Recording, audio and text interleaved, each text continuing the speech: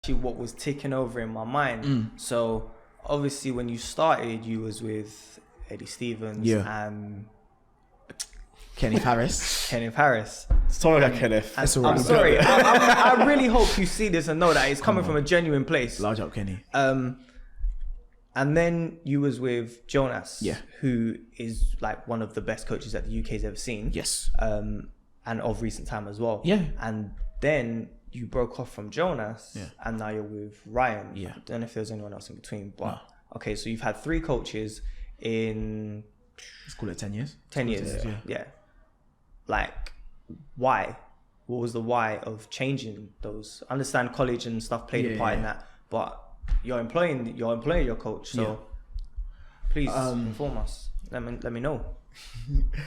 So with Eddie, I'll use the same analogy as the employee. So with Eddie, at this point I wasn't paying for coaching. I was paying for the session, like £5 a session, whatever. Yeah. He just up and left for about like at the end of the year in 2012, 2013, one of those years. He just went on holiday and didn't come back. So if I have an employee and man's left and you didn't tell me where you're going and you don't come back, man can't keep paying you, or man can't keep you on the books. We got to talk about something. Placements, isn't it? We tried reaching out to him, didn't do it. So Jonas came up to approach me and he was like, yeah, so what do you have planned for training next year? I was like, yeah, I'll train with Eddie. He's like, Eddie's in Barbados. And Eddie has not returned. Has he returned yet? I don't know. I swear to you, I don't know. Sometimes I see sightings of him, or someone be like, I saw him on Facebook. I don't know where he is. I mean, I'm going to Barbados this year, so I can scope him out. He might all be coaching the national team. He just doesn't go to the meets. He might be, It actually might be a thing like that. Scope him out, please. But yeah, so Jonas was like, I think you got something.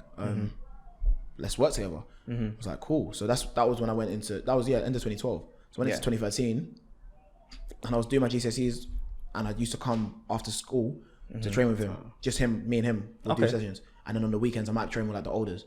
But we already knew about Jonas because he was working with Chichindu. Yeah. And Chichindu came from our group as well. Yeah. The Eddie Stevens super group. And he was working with him going into World Juniors in 2012. So we knew about Jonas and what he could do for athletes. So we're like, yeah, bun it. Cool, let's go. Leaving Jonas, it was like our timetables were very different. So I was at college in St. Albans. He wanted to train in the daytime at Lee Valley. I didn't have a car. I didn't have a means of getting to Lee Valley.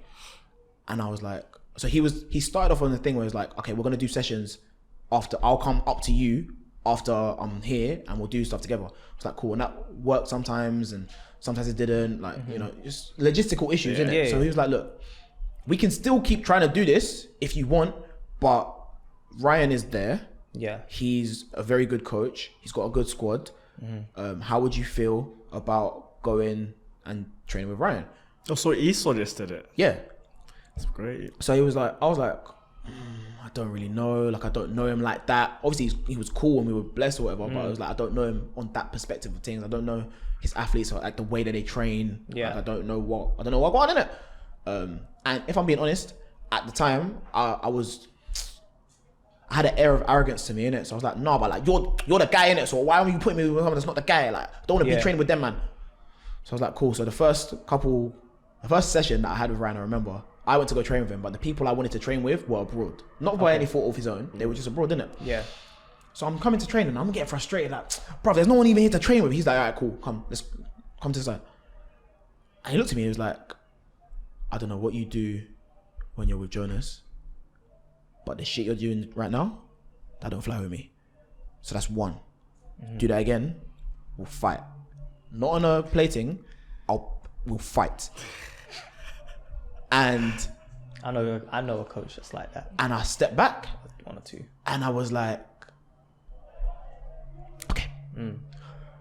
So from then we had no issues. Cause I wasn't trying to get banged. Yeah. Like we've had like bits here and there where it's got techie, but like now it's just such a mutual respect for each other. Like I said, we talk about things now. Yeah. I don't have any arrogance in my group anymore. I'm always here to learn or here to help or try and do something. So yeah, now it's just I have an employee an employee. I feel like Yeah. he sees it's a good. He's gonna see me calling him an employee and start getting mad. I mean, we're on thin ice here. Yeah. What about Big Brother? You know what? He's like a father figure that I give money to. Okay, there we go. We'll take that. Say that. I think Ryan will take that too. Yeah. My guy. Yeah. So like we have a very calm relationship, and it's all love. Like if I were to see Eddie right now, I wouldn't feel like, oh, you abandoned me, because like, you know, everything happened for a reason and I'm here now. Yeah. I see Jonas all the time. Whenever I see Jonas, I'm like, oh my guy, what are you saying? Oh, it's all love. Yeah. All the way through. So yeah, it's That's nice. That's a very healthy relationship to have, which is so important in track and field. Yeah. And I think sometimes that goes amiss with people where they don't think about the relationship between a coach and an athlete. Like it's sometimes the blame gets put on the athlete straight away. Sometimes it gets put on the coach. And A lot of the time it's on the coach. Yes. no one ever From the looks at parents' view. the in between. Of course, sides. Question Louis Vuitton. When I'm stepping in, 30 bottles of the Zoom till I'm sentimental. I had to